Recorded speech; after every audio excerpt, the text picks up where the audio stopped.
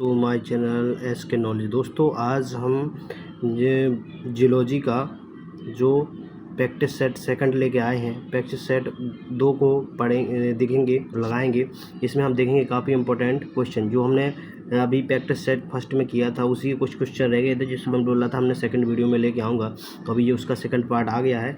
इसमें हम जो क्वेश्चन बचे हुए थे, हमारे थ्योरेटिकल क्वेश्चन हमने पढ़े थे जो वीडियो, उसमें जो बचे थे हमारे क्वेश्चन, उनको हम आज इसमें कंप्लीट कर लेंगे। और दोस्तों जो भी मेरे नए भाई हैं जो चैनल पर अभी आए हैं, उनको लगाया है तो वो जाके पहले पीछे बायोलॉजी के जो भी हमारे सामान्य विज्ञान के जो भी क्वेश्चन है, हमने थ्योरेटिकल क्वेश्चन लगा लिए थे पहले। अब उसके हम क्या करेंगे, एमसीक्यू करेंगे। तो मेरे भाई जो जाके उन पिछले वाले वीडियो को देख लें मेरे, ठीक है। और दोस्तों अगर मेरे चैनल को मेरा चैनल आपको अच्छा लगे तो सब्सक्राइब और लाइक कमेंट कर दें, क्योंकि आपके सब्सक्राइब लाइक कमेंट करने से मुझे क्या मिलता है, मोटिवेशन मिलता है। और मैं आपके लिए और अच्छे से अच्छे कोशिश करता हूँ, अच्छे से अच्छा वीडियो लेके आऊँ जिससे आपको सरल भाषा में समझा सकूँ। दोस्तों मैं आज आपको ये कोई एमसीक्यू क्वेश्चन करवा रहा हूँ, इसमें कुछ इंपॉर्टेंट पॉइंट आएंगे वो मैं आपको बता दूंगा। तो आप पेन और बुक लेके साथ में नोटबुक लेके रखें, तो उसमें आप नोट भी करते जाएँ, ठीक है। तो अब वीडियो को स्टार्ट करते हैं और समझते हैं क्या है। तो देखिए दोस्तों, सबसे पहले जो हमारा पहला क्वेश्चन है, पुष्प किसका रूपांतर है? पुष्प किसका रूपांतर है? प्रांकुर का होता है, पत्ती का होता है, मूलांकुर का होता है, या दलचक्र का होता है? देखिए आपने पुष्प पढ़े हैं, जो पुष्प होते हैं वो कहाँ से निकलते हैं? प्रांकुर से, है ना। तो इसका राइट आंसर आ जाएगा ए। किस रोग का पता लगाने के लिए एलिसा परीक्षण किया जाता है? किस रोग के लिए एलिसा का परीक्षण किया जाता है? तो भैया एक जो मेथड होती है, और जिस सरकार ने एक जो भयंकर रोग है, आप देख लीजिए इसमें से भयंकर रोग क्या था, कौन सा रोग है? कैंसर, यक्ष्मा, एड्स और टाइफाइड। तो इसमें सबसे खतरनाक रोग आपको कौन सा दिख रहा है? देख लीजिए, तो एड्स है। इस एड्स का परीक्षण करने के लिए इन्होंने एलिमा परीक्षण चलाया था, जिसके एलिमा परीक्षण से पता लग गया था कि इसमें एड्स है, ठीक है। पुष्पों के खिलने व बंद होने की क्रिया क्या कहलाती है? अंकुचन कहलाती है, प्रतिकुचन कहलाती है, अनुचलन कहलाती है, रसांकुचन कहलाती है। तो इसका राइट आंसर होता है अनुकुचन आएगा ए, ठीक है। दाढ़ी मूछ, देखिए दोस्तों, दाढ़ी मूछ का निकलना किस हार्मोन के संबंधित है? देखिए दाढ़ी मूछ निकलती किन में है, किस में लगाती है भाई? मेल में निकलती है, मेल में लगती है, पुरुष में। और पुरुष का जो हार्मोन होता है वो कौन सा होता है दोस्तों? तो होता है टेस्टोस्टेरोन। आपसे सीधे ही पूछ ले भैया, जो मेल का जो हार्मोन होता है वो कौन सा होता है? प्रजनन हार्मोन के नाम से। मेल का या पुरुष का प्रजनन हार्मोन कौन सा होता है? तो वो टेस्टोस्टेरोन। और अगर महिलाओं की पूछे तो वो होता है एस्ट्रोजन। तो याद रखना, पढ़ चुके हैं पिछले वीडियो में, तो उसमें आप देख भी लेना, पढ़ा चुका हूँ मैं आपको। लकवा किस विटामिन की कमी के कारण होता है? Vitamin A, vitamin D, vitamin B7 और विटामिन के। तो देखिए विटामिन ए से आपको पता है क्या होता है? विटामिन ए के कारण क्या होता है? रतौंधी होता है। विटामिन डी से होता है क्या होता है? सूखा रोग होता है, इसके स्कर बताया था, है ना। और विटामिन के से आता है नपुंसकता। और विटामिन, अब इसमें क्या बचा रहा हमारा? Vitamin C. तो विटामिन सी से हमें कौन सा रोग होता है भैया? लकवा हो जाता है। तो विटामिन B7 से हमें क्या होता है? लकवा। तो इसका राइट ऑप्शन आएगा आपका सी। किस विटामिन की कमी के कारण बाल सफ़ेद हो जाते हैं? इसका भी राइट याद रखिए, किसके कारण? तो विटामिन B3 ये दोस्तों, इसके कारण क्या होता है हमारा जो हो जाता है, पता है क्या होता है? बाल सफ़ेद हो जाते हैं, विटामिन B3 की कमी के कारण हो जाते हैं। देखिए विटामिन डी से हमने बताया था कौन सा रोग होता है, विटामिन ए से बता दिया आपको, विटामिन ई से देखकर बता दिए। लाल रक्त कणिकाएँ कहाँ उत्पन्न होती हैं? कहाँ बनती है भैया लाल रक्त कणिकाएँ? देख लीजिए, तिल्ली में नहीं बनती हैं, वृक्क यानी किडनी में नहीं बनती है, यकृत में नहीं बनती हैं, तो कहाँ बनती है दोस्तों? देख लीजिए, तो ये बनती है अस्थि मज्जा में। कहाँ उत्पन्न होती हैं? देख लीजिए आप, अगर आपसे ऐसा क्वेश्चन पूछ ले भैया कहाँ हो रही हैं, तो अस्थि मज्जा में निर्माण वो उत्पन्न होती हैं। और अगर आपसे कहा जाए कि लाल रक्त कणिकाएँ नष्ट यानी मर कहाँ जाती हैं, तो मैंने बताया था आपको, पिछले वीडियो में पढ़ा चुका हूँ मैं, प्लीहा आता है। इसका राइट आंसर क्या आता है? और लाल रक्त कणिकाओं का कब्रिस्तान भी प्लीहा को कहा जाता है, ठीक है। कब्रस्तान किसे कहा जाता है? प्लीहा को। अगर घर पूछे या हाउस पूछे तो होता है अस्थि मज्जा पे ये बनती हैं, ठीक है। इनका जीवन काल बताया था कितना होता है? 120 दिन का। तो आपको याद भी रखना है।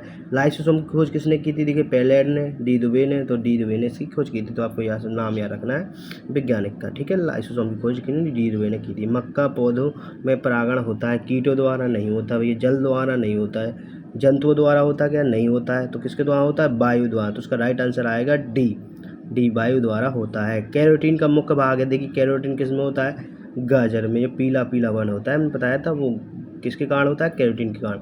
और कैरोटीन में गाजर में सबसे ज़्यादा मात्रा में कौन पाया जाता है, विटामिन ए। तो इसका राइट आंसर हो जाएगा विटामिन ए। कोशिका विभाजन में सहायक होते हैं, कौन कोशिका को विभाजित कर देता है, तो देखिए इसमें राइट आंसर होगा क्या, क्लोरोप्लास्ट तो पौधों में पाया जाता है और नहीं विभाजन नहीं करता, कोशिका भित्ति भी नहीं करती, माइटोकॉन्ड्रिया भी नहीं करती। तो इसका राइट आंसर आएगा सेंट्रोसोम कोशिका को विभाजन में सहायक होता है। क्लोरोप्लास्ट क्या होता है भाई, ये पौधों में पाया जाता है। कोशिका भित्ति क्या होती है भाई, इनके पौधों के वो जो कोशिका भित्ति भी किस में पाई जाती है, पौधों में पाई जाती है, जंतुओं में नहीं पाई जाती। माइटोकॉन्ड्रिया ये क्या करता है भाई, एटीपी बनाता है, ये आपको याद रखना है। पाचन में सहायक हैं भैया, कौन पाचन में सहायक होता है, पित्तरस, जठररस, अग्नाशय रस या इनमें सभी। तो भैया ये तीनों ही हैं, जितने भी है ये सभी पाचन में क्या होते हैं दोस्तों, सहायक होते हैं। तो आपको इसको याद रखना है, ये पाचन में सभी सहायक, तो उपयुक्त सभी आएगा, डी इसका राइट आंसर। शरीर के किस भाग में पित्त का निर्माण होता है, यकृत में, तिल्ली में, पैंक्रियाज में या पित्ताशय की थैली में। तो देखिए जो पित्तरस का निर्माण होता है, पित्तरस का निर्माण होता है जी किस में होता है दोस्तों, पित्त का निर्माण होता है जी पित्ताशय में होता है। किस में होता है, पित्ताशय में। लिपिड्स क्या है, लिपिड्स क्या होते हैं, अम्ल होते हैं या अल्कोहल होते हैं या एस्टर होते हैं, इनमें से कोई नहीं। तो राइट आंसर होता है लिपिड क्या है, एक प्रकार के एस्टर होते हैं। क्या होते हैं दोस्तों, एक प्रकार के एस्टर होते हैं। देखिए हम 50 नंबर क्वेश्चन देखते हैं, कैंसर के इलाज में किस ड्रग का प्रयोग किया जाता है। काफ़ी बार क्वेश्चन पूछा गया है, इंपॉर्टेंट क्वेश्चन है। TSR ये मेथड है ना, HGH इंसुलिन या एंटरफेरॉन। तो इसका राइट आंसर होता है दोस्तों, कैंसर के इलाज में एंटरफेरॉन का उपयोग किया जाता है। लेजर की खोज किसने की थी, बर्गर ने, कॉफ ने, मेहन ने या मुरे ने। तो भैया लेजर, तो लेजर जानते हो लेजर क्या होता है भैया, जिससे हम सोनोग्राफी वगैरह करवाते हैं वो लेजर दुआ होता है ट्रीटमेंट, उसे बोलते हैं मेहन। लेज़र ट्रीटमेंट आपका अभी प्रेजेंट में बहुत काफ़ी लोग लेज़र ट्रीटमेंट करवाते हैं। जैसे किसी स्किन डैमेज हो जाती है, किसी स्किन को साफ कराना, उसको भी लेज़र ट्रीटमेंट कहा जाता है, ठीक है। तो इसकी खोज किसने की थी इसकी खोज मीमेन ने की थी। किडनी का प्रत्यारोपण सर्वप्रथम किसने किया था भैया, एक व्यक्ति से दूसरे व्यक्ति में किडनी को लगाया था या बदला था, तो ये किसने बदला था, लुइस ने, मेहन ने या जोफर मुरे ने या जोफर लेस्टर ने। तो इसका राइट आंसर आएगा दोस्तों, जोफर मुरे ने सर्वप्रथम किडनी का प्रत्यारोपण किया था। EEG का आविष्कार किसने किया था, इसका फुल फॉर्म भी पूछ सकता है आपसे, इलेक्ट्रो इलास्टिक ग्राफ्ट ऐसा कुछ होता है इसका फुल फॉर्म, तो आपको ये भी याद रखना है। तो भैया इसका आविष्कार किसने किया था, ये पूछा जाएगा आपसे। तो उसका राइट आंसर आएगा भैया हॉसबर्गर इसका विटामिन वो ऑप्शन नंबर ए आएगा। भारत में सर्वप्रथम किस वर्ष एड्स की पहचान की गई, 1981 में, 1984 में, 1990 में या 1986 में। तो इसका राइट आंसर आएगा इसका दोस्तों डी आएगा इसका राइट आंसर। 1986 में सर्वप्रथम एड्स की स्थापना की एड्स की पहचान की गई थी, है ना। भारत में चेचक का उन्मूलन कब किया गया था भाई, चेचक का पूछ लेता भाई। तो 1975 इसका राइट आंसर आएगा। 1975 में चेचक का टीका को देखा गया था, है ना। फ्लू किसके द्वारा होता है, विषाणु द्वारा, प्रोटोजोआ द्वारा, बैक्टीरिया द्वारा, इनमें से सभी। तो इसका राइट आंसर है, देखिए फ्लू मतलब होता है इन्फ्लुएंजा की बात चली, वो जो विषाणु जनित रोग होता है। मानव मस्तिष्क का सबसे बड़ा भाग सेरेबियम होता है, इसका राइट आंसर। तो आपको विटामिन ए याद रखना है। अंडा, मांस और दूध प्रमुख स्रोत होते हैं, तो होते हैं प्रोटीन के दोस्तों, याद रखना प्रोटीन होता है इन सभी में, है ना। मनुष्य के शरीर में पसलियों की संख्या कितनी होती है दोस्तों, ठीक है। अगर जोड़ी में पूछ ले कि मनुष्य के शरीर में पसलियों की संख्या कितनी जोड़ी होती है, तो 12 आएगा।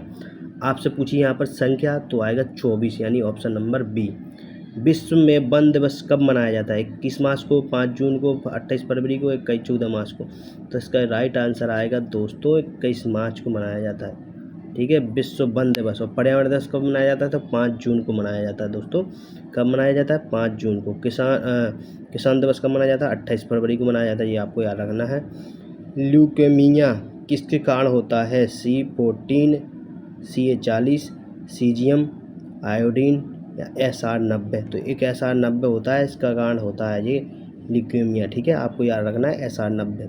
हृदय रोगियों को खालिस्तान ज़्यादा मात्रा में नहीं देना चाहिए, प्रोटीन, वसा, विटामिन या कार्बोहाइड्रेट। तो क्या दोस्तों देखिए, हृदय रोगी जानते हो, जिन्हें हृदय की थोड़ी धड़कन की दिक्कत होती है उनके लिए, तो इनके लिए हमें क्या वसा नहीं देना चाहिए, क्या नहीं देना चाहिए, इसके लिए राइट आंसर है वसा हमें नहीं देना चाहिए इनको लिए, ठीक है।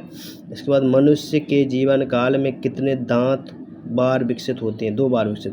भैया मनुष्य के शरीर में जो दांत होते हैं ना, सी नंबर 20 वाले जो दांत होते हैं, जो क्या होते हैं, टूटते रहते हैं, दोबारा विकसित होते हैं, है ना, जो दोबारा टूट कर उत्पन्न होते रहते हैं ना, तो वो दांत है ना, हमारे दांत 20 होते हैं ना। तो आप यह इसके बाद नेक्स्ट देखते हैं हम इंसुलिन जो एंजाइम है, इसको हम कहाँ से प्राप्त कर सकते हैं इंसुलिन को? तो डलिया की जड़ों से प्राप्त कर सकते हैं। राइट आंसर आएगा इसका बी। निषेचन की क्रिया कहाँ पर होती है? अंड ग्रंथि में, गर्भाशय में, अंडवाहिनी में या योनि मार्ग में? तो देखिए निषेचन की जो क्रिया होती है भैया, जो क्या होता है, जो पुरुष होता है वो शुक्राशय से शुक्राणु देता है और कहाँ छोड़ देता है? महिला की अंदर अंडवाहिनी में।